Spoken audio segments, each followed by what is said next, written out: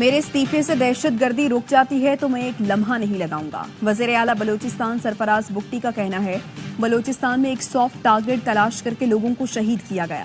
دہشت گردی کے خلاف اتفاق رائے پیدا کرنے کی ضرورت ہے. ایس سی او کانفرنس کی تیاریاں آخری مراحل میں. پورے اسلام آباد میں فوج، رینجرز اور پولیس تعینات رہے گی. چیف کمشنر محمد علی رندھاوا نے ARY نیوز کو انٹرویو میں کہا کسی کو رکھنا ڈالنے کی اجازت نہیں، ہر قیمت پر امن قائم رکھا جائے گا. PTI کی 15 اکتوبر کو احتجاج کی کال شنگھائی کانفرنس سبوتاژ کرنے کی سازش ہے. وزیر دفاع خواجہ آصف کہتے ہیں PTI پاکستان کو شرمندہ کرنے کا سامان کر رہی ہے. عدلیہ ملکی سالمیت پر حملے کا نوٹس لے. JUI نے آئینی عدالت کی بجائے آئینی بینچ کی تجویز دے دی. پیپلز پارٹی اور JUI کا زرداری ہاؤس میں مشاورتی اجلاس، ترمیم کا مجوزہ مسودہ پیش کر دیا. کامران مرتضیٰ کہتے ہیں پیپلز پارٹی اور ہمارے مسودے میں صرف آئینی عدالت اور آئینی بینچ کا فرق ہے. امید ہے جلد مشترکہ مسودے پر اتفاق کر لیں گے. مرتضیٰ وہاب کے ساتھ میڈیا سے گفتگو میں کامران مرتضیٰ نے کہا چاہتے ہیں ملک و قوم کے مفاد میں آگے بڑھا جائے. پیپلز پارٹی کی تجاویز سے متعلق مولانا فضل الرحمان کو آگاہ کروں گا. مرتضیٰ وہاب کا کہنا تھا مثبت ملاقات تھی، چیزیں آگے اچھے انداز میں بڑھ رہی ہیں. ساری تفصیلات ابھی شیئر کر لیں تو آگے کی مشاورت کیسے ہوگی.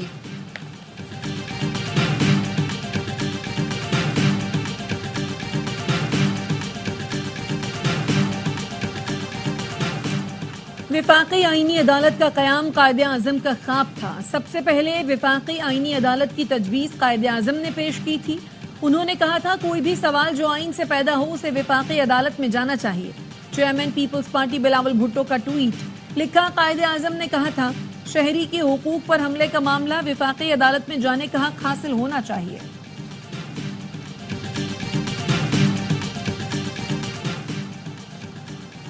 آئینی ترمیم سے متعلق مشاورتی اجلاس. حکومت نے وفاقی آئینی عدالت کی تشکیل کا فارمولہ سیاسی جماعتوں سے شیئر کر دیا.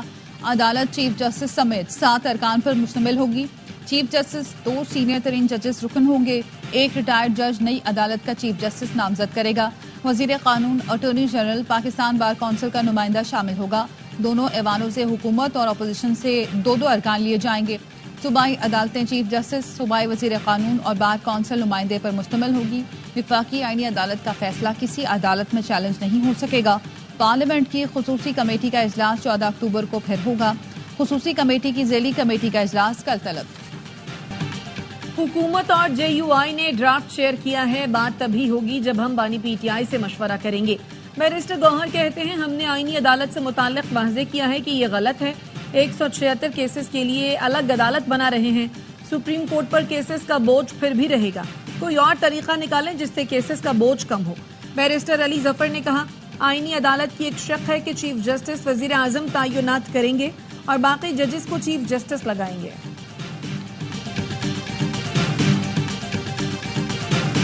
مجوزہ آئینی ترمیم کے خلاف درخواست پر سپریم کورٹ میں سماعت 17 اکتوبر کو ہوگی. چیف جسٹس کی سربراہی میں 3 رکنی بینچ تشکیل. جسٹس نعیم اختر افغان، جسٹس شاہد بلال حسن بینچ میں شامل. عابد زبیری نے مجوزہ آئینی ترمیم کے خلاف آئینی درخواست دائر کی تھی. رجسٹرار آفس نے ایڈوکیٹ عابد زبیری کو نوٹس جاری کر دیا.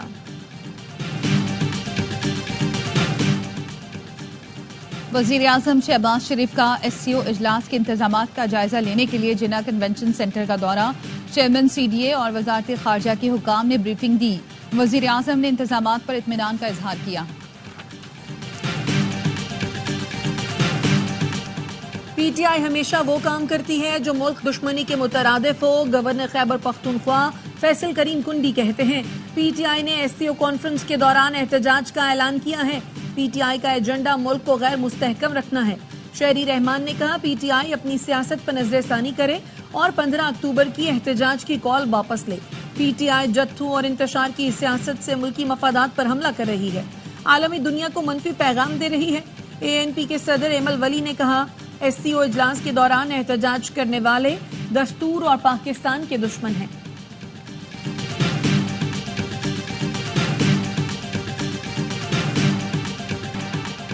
علی امین گنڈاپور کے غائب ہونے سے کارکنان کی حوصلہ شکنی ہوئی. قیادت کی طرف سے واضح پیغام نہ ہونے کے باعث کارکن گمگو کا شکار ہوتے ہیں. قیادت کو واضح کرنا چاہیے تھا کہ ڈی چوک جا کر جلسہ کرنا ہے یا دھرنا دینا ہے. اب کارکن مایوس ہیں. پی ٹی آئی کے رہنما عاطف خان کی ARY نیوز سے گفتگو، کہا اڈیالہ میں ملاقات کرنے والے باہر آ کر وہ باتیں کرتے ہیں جن کی ضرورت نہیں ہوتی۔ اس وقت پارٹی میں ہر کوئی دوسرے پر ڈبل گیم کا شک کر رہا ہے، اس میں کوئی شبہ نہیں کہ حکومت جلد چلی جائے گی۔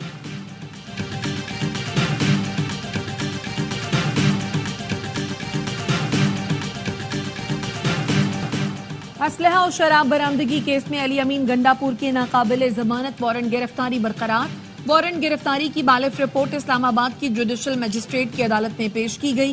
رپورٹ کے مطابق علی امین گنڈا پور کے وارنٹ گرفتاری پر عمل درآمد نہیں ہو سکا، مہلت کی استدعا ہے۔ عدالت نے سماعت 23 اکتوبر تک ملتوی کر دی۔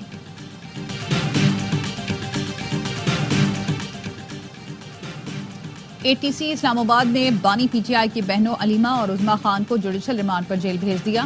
جسمانی ریمانڈ کی استدعا پر جج طاہر عباس افرا نے تفتیشی افسر سے پوچھا، آپ ریمانڈ کیوں چاہتے ہیں؟ 8 دنوں میں کیا ریکوری کی؟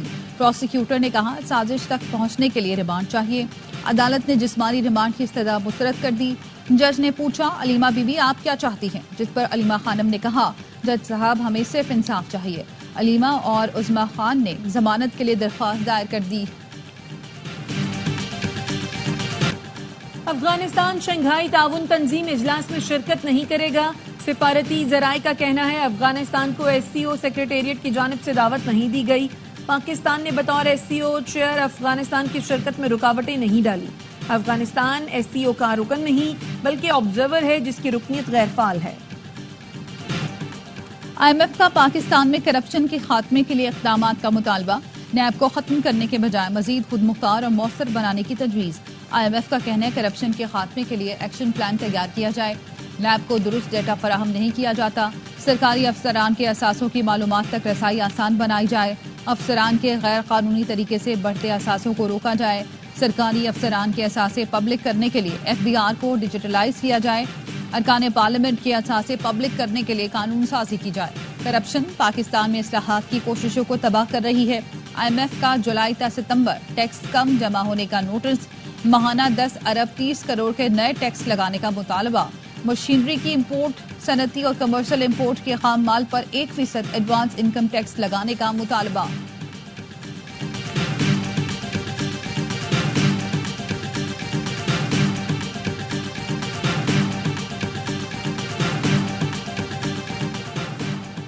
شکارپور پولیس کا کچے میں ٹارگیٹڈ آپریشن، سکھر کی مغوی خاندان کے 9 افراد کو بازیاب کرا لیا گیا۔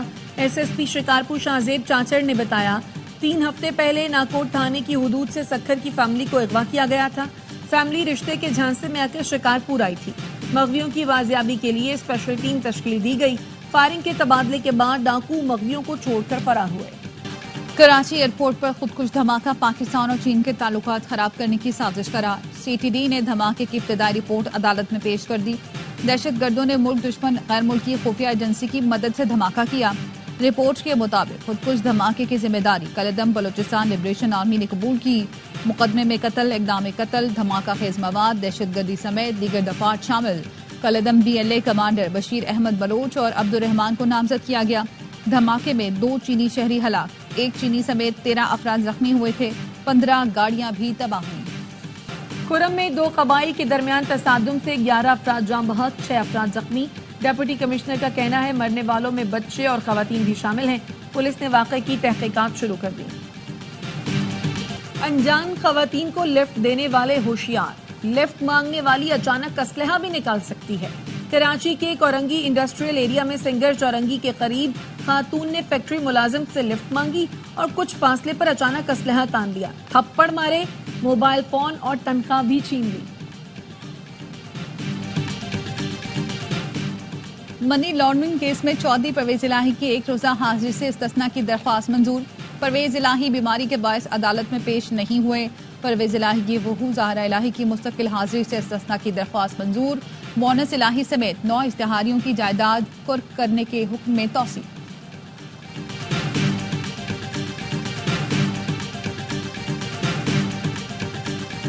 وزیر اعلیٰ پنجاب نے جوبلی ٹاؤن میں انڈس اسپتال کے نیو ایمرجنسی بلاک کا افتتاح کر دیا۔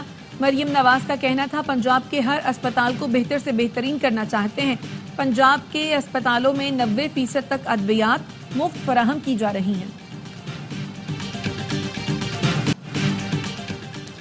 پاکستان میں سرمایہ کاری کے لیے کانگریس میں پاکستان کوکس کے چیئرمین ٹام سوازی متحرک، کہا پاکستان میں امریکی سرمایہ کاری میں اضافے کے لیے کوشاں ہوں، دورہ پاکستان میں سازگار سرمایہ کار ماحول کے لیے تجاویز دوں گا۔ ٹام سوازی کی ہیوسٹن میں پاکستانی نژاد ڈیموکریٹ ڈاکٹر آصف ریاض قدیر سے گفتگو، رکن کانگریس ٹام سوازی نے پاکستان زندہ باد کا نعرہ بھی لگایا۔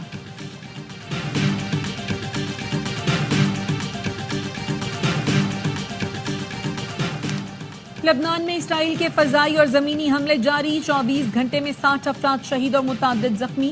جنوبی لبنان میں اسرائیلی طیاروں نے 24 گھنٹے میں 57 حملے کیے۔ لبنانی حکام کے مطابق اسرائیلی فورسز نے فوجی مرکز کو نشانہ بنایا، 2 لبنانی فوجی جان سے گئے۔ لبنانی وزیر اعظم نے واقعے کی شدید مذمت کرتے ہوئے کہا اسرائیل نے فوجیوں تک کو نہیں بخشا، بین الاقوامی برادری جارحیت رکوانے میں کردار ادا کرے۔ اسرائیل کے غزہ پر حملوں میں پھر تیزی، 24 گھنٹے میں 56 فلسطینی شہید۔ جبالیہ میں رہائشی عمارت پر بمباری، 22 فلسطینی جان سے گئے۔ ڈاکٹر وداؤٹ بارڈرز کا کہنا ہے جبالیہ پر اسرائیلی فورسز کے حالیہ حملوں کے بعد ہزاروں افراد علاقے میں محصور ہیں۔ وسطی غزہ میں بمباری میں 3 افراد شہید۔ وسطی امریکہ کے ملک نکاراگواس نے اسرائیل کے ساتھ سفارتی تعلقات ختم کر دیے۔ اسپین کا بین الاقوامی برادری سے اسرائیل کو اسلحے کی فراہمی بند کرنے کا مطالبہ۔ امریکہ نے ایران کے توانائی کے شعبے میں مزید پابندیاں عائد کر دی۔ امریکی وزیر خارجہ اینٹونی بلنکن کا کہنا ہے ایران کو اسرائیل پر غیر معمولی حملے کے بعد اقدامات پر نتائج کا سامنا کرنا پڑے گا۔ اور انگلینڈ کے خلاف دوسرے ٹیسٹ میں کسے کھلائیں، کیسی پچ بنائیں؟ نئی سلیکشن کمیٹی آج ملتان میں مینجمنٹ کے ساتھ سر جوڑ کر بیٹھے گی۔ کپتان شان مسعود اور ہیڈ کوچ جیسن گلسپی مشاورت کے بعد اسکواڈ فائنل کریں گے۔ پی سی بی نے زاہد محمود، نعمان علی اور کامران غلام کو طلب کر لیا۔ ذرائع کا بتانا ہے تینوں کھلاڑیوں کے فٹنس ٹیسٹ لیے جائیں گے۔ ٹیم میں نیا اسپنر شامل کرنے پر بھی غور۔ ابرار احمد دوسرے ٹیسٹ نہیں کھیل سکے۔